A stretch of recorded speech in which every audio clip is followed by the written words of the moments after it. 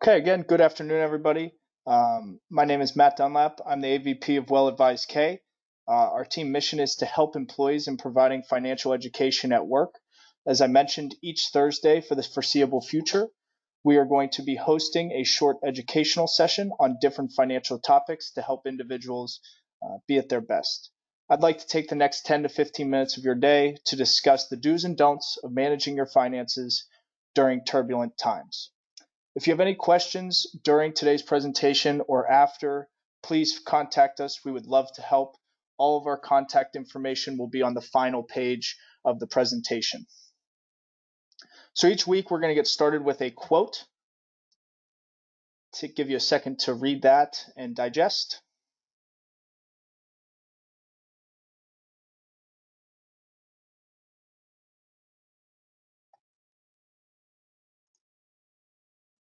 So the point is, we're all going through tough times, but it's how we bounce back through these times and helping one another that's really going to make the difference. So I hope everybody out there is staying safe and physically or socially distancing, and just want to be of an assistance here as much as we can during this time of need. So during today's session, we're going to briefly cover a bunch of different strategies and best practices for these troubling times. Here are some of the questions that we're going to be looking to answer during this session. Budgets, paying bills. We're going to talk a little bit about hardship letters, assistance programs, and then the don'ts, the things we want to avoid during these times, but in general, financial practices that we want to avoid. So we're going to start with building a budget. Do you have a budget? If you don't, now is a crucial time to get one started. It's a critical first step in planning and preparing for the future, and strongly recommended. If you do have one, please make sure that it's up to date. Not only having one, but making sure that it's up to date based on your current financial situation is very important. Due to the coronavirus, it's a good idea to also create what we consider a lean budget, or a leaner version of your budget. This can include less income, identifying what your true bare essential expenses are, making sure that you are covered for your foods, your water, your gas, your basic standards of living.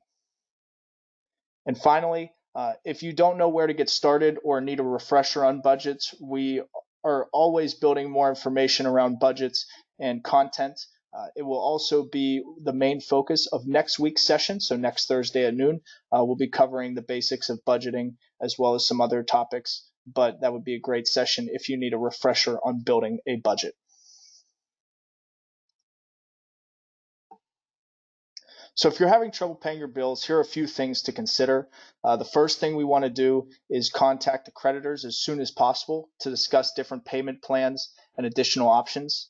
Companies at this time may be more willing to work with individuals during these challenging days, especially if you put forth the effort of reaching out to them and asking to see if they have any options. In certain industries, such as cable, internet, phone, and utilities, we want to look at different competitors as well as looking internally, but looking at competitors to see if there are any cost savings or deals for new customers. Especially around the cable and phone, there's always different options and avenues to try and lower your costs using different service providers.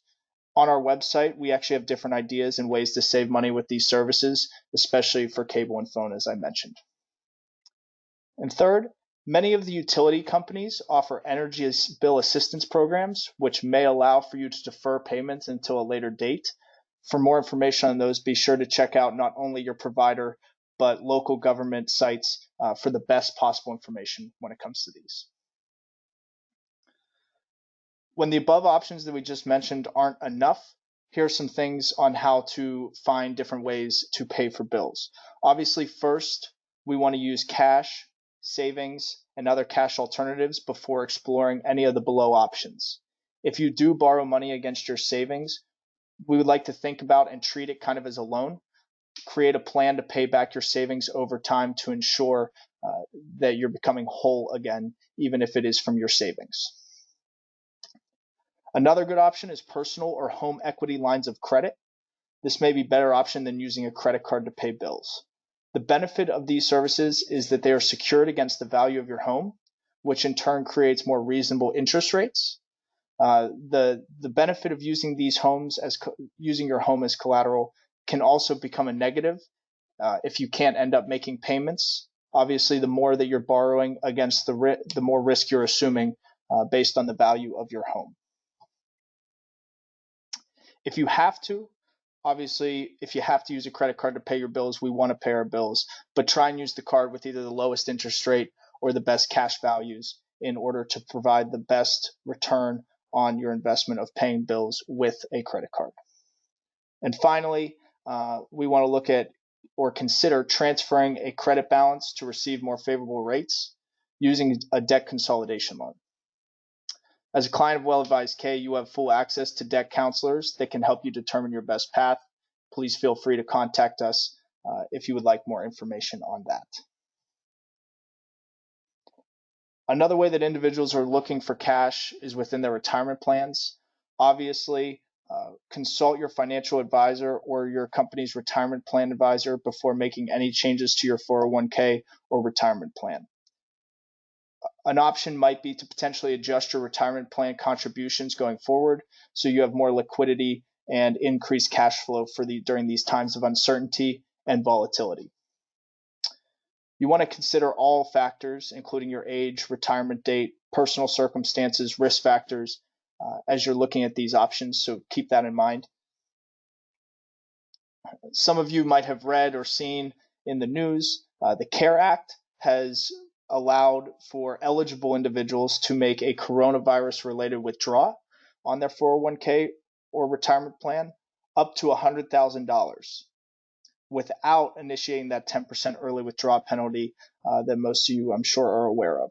There are obviously still taxes and fees associated with doing this, so not the best option, but definitely an option to help people in need as an access point of capital.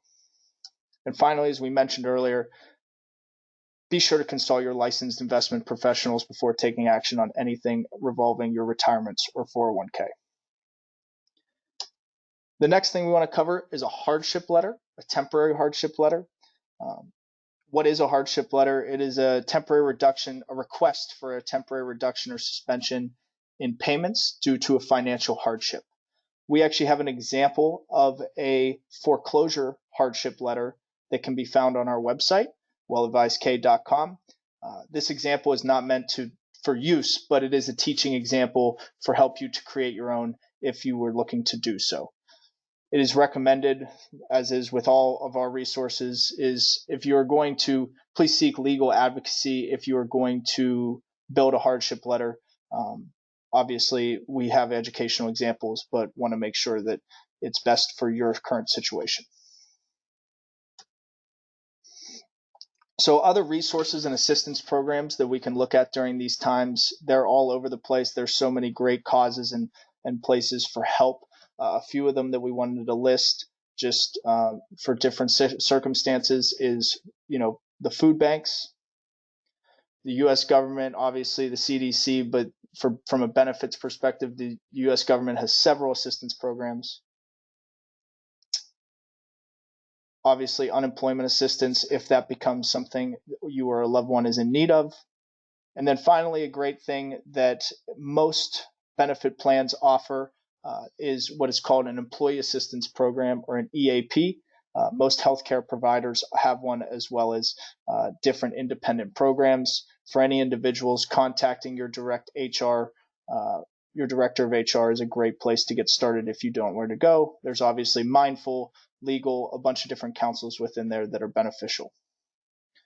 So for the last 9 or 10 so minutes, we've been talking about the things that we should be doing. Here are 4 things that we want to try to avoid at all costs now or at any time from a financial perspective. From a retirement account, it is strongly discouraged to withdraw funds or take a loan out against your 401k. As we mentioned before, the CARES Act can assist in giving access to funds if you are eligible, but like we said, there's still taxes and fees associated with those, and it depends on your current financial situation. Be sure to discuss with your registered investment advisor before acting. Predatory lenders and payday loans. be careful. These are very high interest rate and high fee endeavors that are very short-term options. They offer a ton of risk if you cannot pay them back, and are extremely financially dangerous, or they can be very dangerous. There are a lot of different options that are much safer and lower risk than predatory lenders and or payday loans. Third, there are many current scams in the marketplace, especially with the increased internet access that's going on with individuals just from the working from home and social distancing, a lot more stuff online.